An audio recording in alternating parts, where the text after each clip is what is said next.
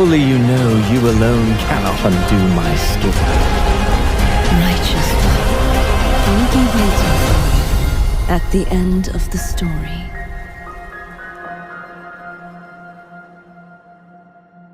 Welcome back to UnsulliedGamer, where the secrets of your favorite games await in depth. In today's video, we delve into the world of Wuthering Waves, a game that takes a different approach to the classical fantasy setting. Set in a world where gods are not revered for their benevolence, but for their sheer power, Wuthering Waves promises to offer a unique and thrilling experience. Welcome to Septimont, a land filled with strength and honor, where gods are revered for their power and might. The people of this land live and breathe combat, and the most important virtue here is strength. This contrast in religious beliefs is emblematic of the deeper cultural divide that exists in the Renacida archipelagos. While Regana's society is founded on religious principles that permeate every aspect of daily life, Septimont has chosen a different path. In Septimont, religion takes a back seat to something far more tangible, far more primal: the power of the sword and the glory of victory in battle. In this society, the concept of divinity is not associated with holy figures or deities, but rather with the men and women who have shown exceptional strength and prowess in battle. These warriors are considered living gods, worthy of devotion and veneration. In the eyes of the Septimontians, authority is not granted based on social status or birthright.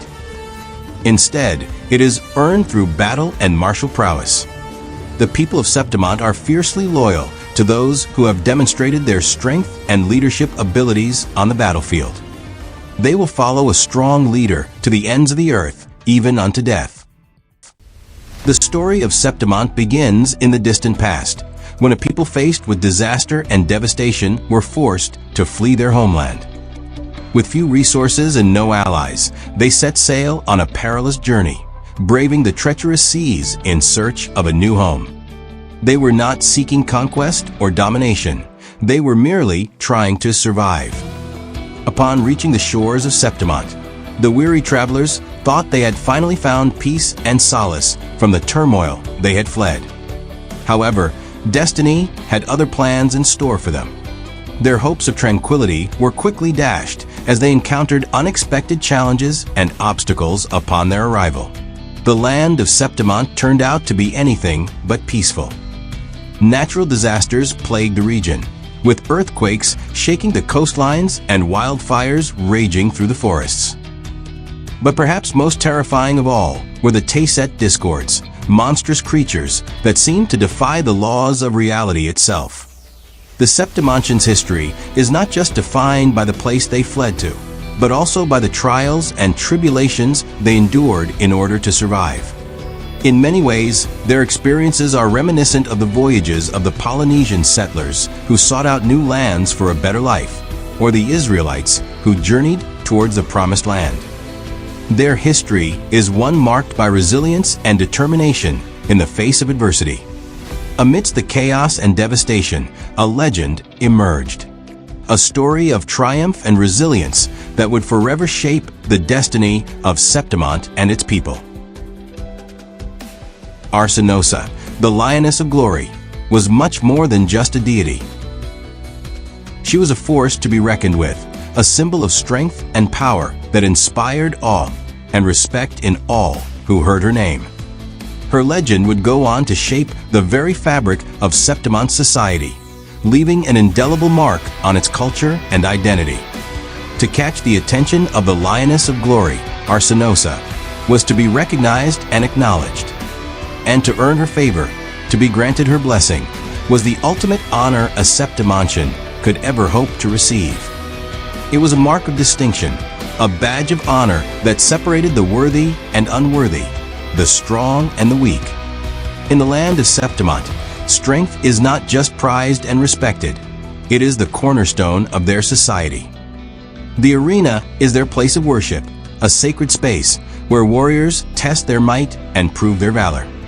Each fight is seen as a religious ceremony, a sermon that glorifies the power of the strong and the dominance of the warrior. victory in the arena is not just a sign of prowess. It is a divine validation of one's worth. In the arena of Septimont, there are no divisions based on social status or background. Whether you are a noble or an orphan, anyone can step into the ring and test their mettle against their opponents. Within these battlegrounds, all combatants are considered equal, and only those who prove themselves strong and capable will rise to glory. If you will, compare the Septimontian arena to the Colosseum of Rome or the rigorous Spartan Age. Just as those legendary warriors of history fought for honor and glory, the arena of Septimont is a place where warriors test their mettle and prove their worth. The fights that take place within its walls are not mere sport, but a test of truth, a crucible that reveals the true nature of warriors and their destinies. The Great Agon, a grand spectacle held once every 4 years, takes center stage in Septimont, drawing audiences from across the world. Here, teams of 2 warriors, pairing a human with an echo creature, engage in a battle of unparalleled skill and cooperation. It's not just about raw power, it's about harmony, synchronization, and the seamless blend of 2 disparate entities into a single unstoppable force. To step into the arena of the Great Agon is to stand before the gods themselves. The stakes are high, for victory means more than merely winning a tournament. It signifies a rise to legendary status. The Agon is not simply a ritualistic event. It is an integral part of Septimont's social, economic, and political landscape. The outcomes of the Agon shape the destiny of nations and forge the legacies of warriors. Despite the strength and valor of the people of Septimont, there are forces at work that defy understanding. The land itself has been afflicted by a mysterious affliction, a shadowy blight that slowly creeps across the countryside, consuming all in its path. Where the blight has passed, the land does not recover. It becomes brittle and lifeless, like bones left in the sun. These areas attracted Tayset discords, monstrous creatures that seem to defy the very laws of reality itself. To scholars, these zones are not simply cursed, but rather places where the very identity of the land has unraveled. To venture into a blight zone is to risk far more than just your life. It's to risk losing your very identity, your very existence. Entering these dark and cursed areas is to step into a world where the rules of reality no longer apply, and the very fabric of your being can be unmade. Deep within the mountains, amidst the silence of the peaks, lies the Vale of Glory, a sacred place reserved for the greatest warriors who have triumphed in the Great Agon and received the gaze of Arsinosa. Here, their weapons are not left to rust, but planted like trees, their blades humming with the memories of past battles. Some believe that the spirits of these fallen warriors are not awaiting resurrection, but rather waiting for a worthy successor, a champion who can carry on their legacy and continue the cycle of glory. In the land of Septimont, glory is not simply handed to one on a silver plate. It must be earned through pain, perseverance, and the willingness to fight for it. Arsinosa awaits. The Agon nears. But the sinister energy of the Blight, the dark tide, is on the rise once more. The fate of Septimont hangs in the balance, waiting for a hero to step up and protect this land from the darkness that seeks to consume it. Will that hero arise, or will the land be consumed?